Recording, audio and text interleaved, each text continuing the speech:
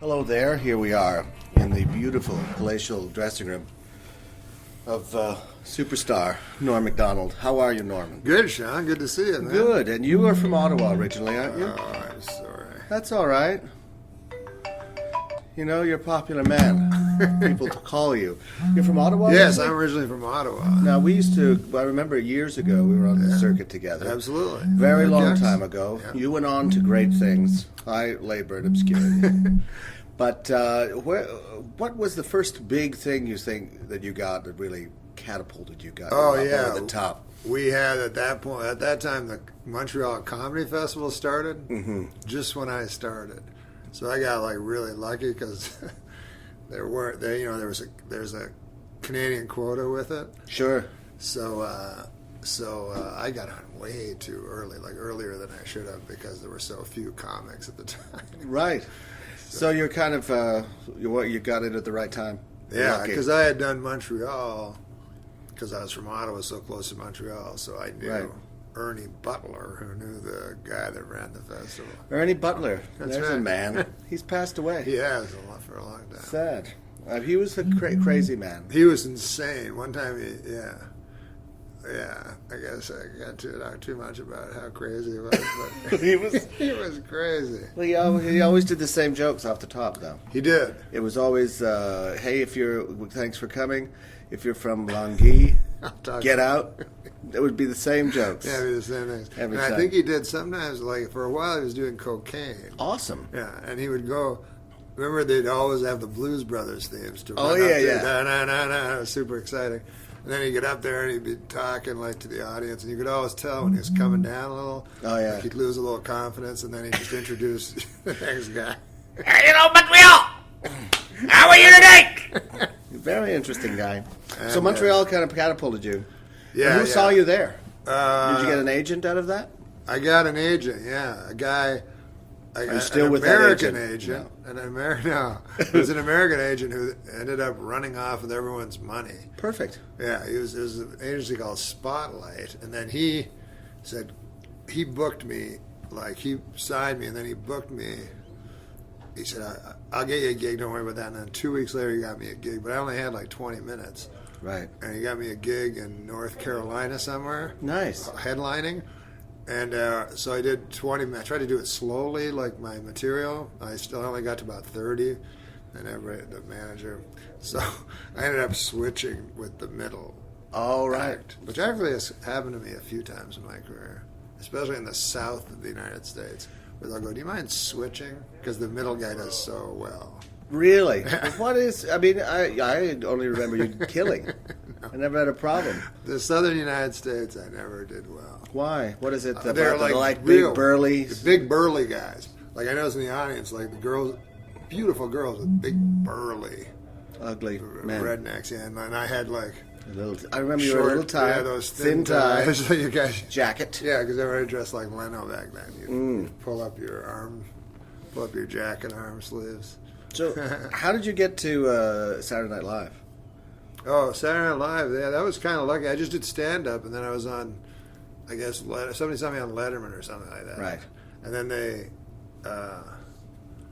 then the guy, the head writer, phoned me, and he's like, "Do you want it? Like, if you want to audition for Saturday Night Live, you have to do 2 characters and 2. I think it was 2 characters and 2 impressions and 2 sketches." And I said, "I might be able to write sketches, but I can't do characters." Right. So then the guy's like, "Oh well," he's like, "You'll just fail. So it's better if you come on as a writer." Right. So that was lucky for me because I would have, because I've seen those auditions like in front of Lauren. And wow, those are really hard. And I'm not like a trained guy, so those guys are all trained. Why did you get into comedy, though? I mean, what were you always funny, or everybody's always asking people, "You're Yeah. the class clown." My brother was the class clown, Was he? and I was quiet. Yeah, I was pretty quiet. Like, no, it was always like, to me, like the class clowns were always like hacky. Yeah. Like I was like, "Oh, that guy's not funny," but he's getting all the laughs. Like I'd just be sort of angry at the back, you know. But no, because and they also say like girls go for guys with sense of humors, but to me it was like No. they just go, "You're weird." Like they wouldn't think it was funny. They just No. think it was weird. Well, your comedy was weird, probably. Yeah, it was probably weird. So you're on. How did you make the leap from a writer to getting on? Oh, that's what's good about Saturday Night Live. Yeah, you can go from writer to performer because Lauren is like just whoever's funny at the table and stuff. So you could always write stuff for yourself, like just little things. So it's kind of like trying to get someone to write for you. Is if you're in the cast, you're always trying to team up with a writer, right? Yes, and have your cadre of people. Right. So if you can write yourself, you're like, if you can't write, you're in trouble. Like, except for Farley, because he was just always funny, so people would want to write for him. But if you were a stand-up, so you could write and you could go on Update and do things on straight to the camera, just like stand-up. Sure. So you were a lot better off than trying to convince guys to write for you when they could write for Sandler or Farley, or they're not going to write for you. Mm-hmm. So when I started off, I was always writing for myself, and I was always writing like just one-piece things into the camera, So could you have a best friend from that era on the show? On the show? The pals? Yeah, well, Sandler and Farley, they were kind of like way bigger than me, so they were my friends, but they were like in another league. They had already done movies and stuff like that. So mostly I hung around with Spade. Oh, yeah? Yeah. Now, are you still friends? Yeah, except he's like, we're sort of friends, but he's like, he's just always with girls and show business. He's like, he loves that, and you don't. No, I don't like that. Like, I don't like. You're a casual kind of guy. Yeah, I don't go. I get so exhausted just doing like the work. Yeah. Of stand-up working, that I can't get dressed up. I can't go to parties. All that stuff's too exhausting. I like to stay home. Yeah. I just want to do it, and people like me. Right. And then go home. Yeah. I'm lazy that way. So these guys, like David Spade, it's a 24-hour job with him. Like, getting girls, going to premieres, going to parties, doing his work. I mean, it's really stupid. Absorbing. It's just kind of stupid because anytime I've gone to any of those events, oh my God, well, it's endless. You're like, please, can tiring. I leave? How long is enough? And now can I leave? My manager's like, what? You've got to go and be one of those people. And I'm like, well, I can't. I can do it, but it's not my favorite thing. Yeah, it is exhausting. And I do notice, like, if I do go to a party, like, sometimes a guy will go, hey, and then he'll put me in his show or something for an episode. Isn't that fun? Yeah, but... That's what you're hoping for. Yeah, so if you went to all the parties, that would happen a lot more. Yeah. People would just keep you in their mind, but it's still too exhausting for me. You'd rather not work at all. I'd rather really looking to end it, basically. Yeah. So what are you doing now? What are you up to? Like, you're toured? Do you do a lot of stand-up? Yeah, I'm doing a lot of stand-up, but I've taken like the last 3 months off, which has been great because I was doing way too much, and the airplanes. It's just the airplanes. Otherwise, it's fine. I hate to fly. Yeah. I hate to wait. It's the other thing I hate. Yeah. If you could drive everywhere in your own car, it'd be kind of fun. That would be cool. Yeah, but that's never going to happen. And being alone. Like, I take guys with me sometimes, but that's hugely expensive, Sure. But depends on the guy, though, how expensive it is. Who's the most expensive guy to tour with? Well, it's buying all their food and plane tickets are expensive. And if they ruin their clothes or something, you have to reclothe them. That's horrible. I know what that's like. But I got a podcast just like you. I know. And how is the podcast? It's always like in the top 10. Weird. It's just a guy. They all do it. I just show up. That's the way to work. That's what I feel your career is really moving towards. Yeah. You're just showing up places. That would be the best. And everything is there, and then you're done. That would be the best. That would be good. But even that's like more tiring than I thought it would be. And are you chronically tired? Are I'm you a tired fatigued today. man? No, I'm just tired today. Oh. So it's always going through that prism of Exhaustion. I feel at this moment. My life is exhausting. So you're up here for Match Game. How did that happen? How did that come about? Is it something you want to do? I love game shows. You love game. Well, you were amazing on, was it Who Wants to Be a Millionaire? Well, I was on Who Wants to Be a Millionaire, yeah. And were you in The Circle, too? That was awesome. What's The Circle? The one, not The Circle, but The Weakest Link. Did you do that as well? No, I would have done that. That would have been fun. But, yeah, you're I told famous. my manager to take any... I did Password once.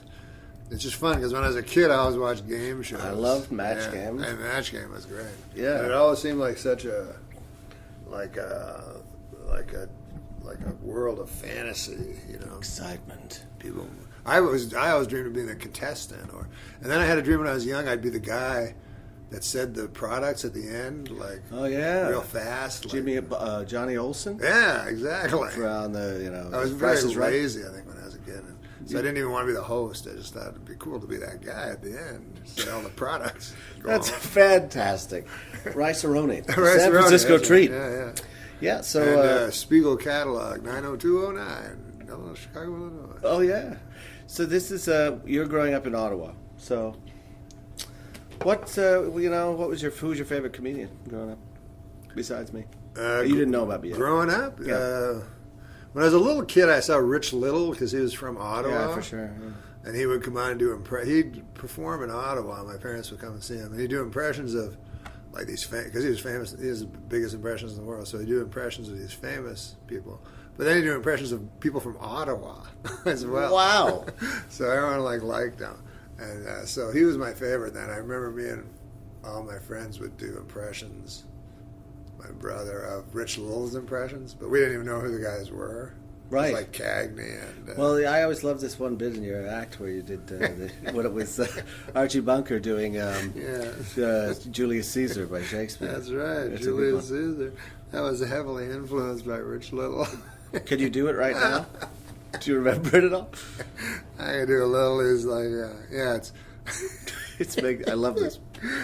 It's what was it? It was Archie Bunker as Julius Caesar. Yeah, he goes. And then it's Edith goes.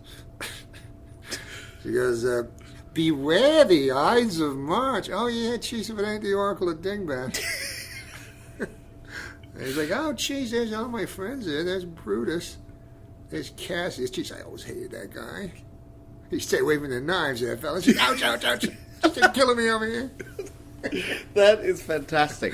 I love that. And there was a bit that you've forgotten. Did I talk to you about? Yes, that's what was weird. that? That's weird that you told me a joke I forgot. I was thinking about it last night. I remember the show, too. It was called The $1 Million Chance of a Lifetime. That was the name of it. Oh, that's right. And you watched And then you reminded me of this joke that I forgot. Yeah, so it's a game show called The $1 Million Chance of a Lifetime. But if you lose, they give you the home game. And that's a lot of fun because you can collect. What was it? Oh, that was a lot of fun because you can gather assemble the family around the table and relive that magic moment when Dad blew $1 million. Yes, that's right. Oh, well, I don't want to take up a huge amount of your time, but it's fun. I mean, but just remembering when we were starting, I was with Corky and the Juice Pigs. Corky and the Juice Pigs. I think we went somewhere together on tour. Yes, we did. We went to. I feel we were in Hamilton. That could be right. At Donnie Coy's. Donnie Coy's place. How's Donnie Coy doing? I don't know. I think he might have died, but I don't want to. I don't think he's dead. People, I have no idea. I haven't been in the Yuck Yuck circuit for years and years, but he was famous. Yeah, he's famous. Oh yeah, Donnie. One time, Donnie Coy, I was at Hamilton and I bombed for 40 minutes, and then Donnie Coy was the MC. And as I was leaving, he said, "You're getting an encore." So I was like, huh? And I left, and he's like, "You want to see more?" He just wanted some more beer. "You want to see more North?" I'm like, no. He's like, "Well, you are." Jesus. But sometimes he'd do forever. Like he'd get drunk and just talk about Hamilton forever. And people loved it? Oh, they loved Donnie. With his hat. Yeah, his giant hat. But I think is his daughter running their club now? Or I think it's just Niagara Falls he runs now. I don't really know the politics of the universe. Falls? Yeah. Do you have Niagara Falls? I'm just throwing that out. There was a Niagara Falls, so I think he ran it at one point. The Juice Pigs were fun. The Juice Pigs, it was fun. And so, anyway, I just thought I'd come in and talk. Fantastic, here we man. are. I'm going to listen to your podcast. Well, yeah, just to hear that, because you'll probably forget what you said. Yeah, completely. But it's good. Thanks a lot, Norm. Thanks, Sean. Pleasure. Fun. Pleasure.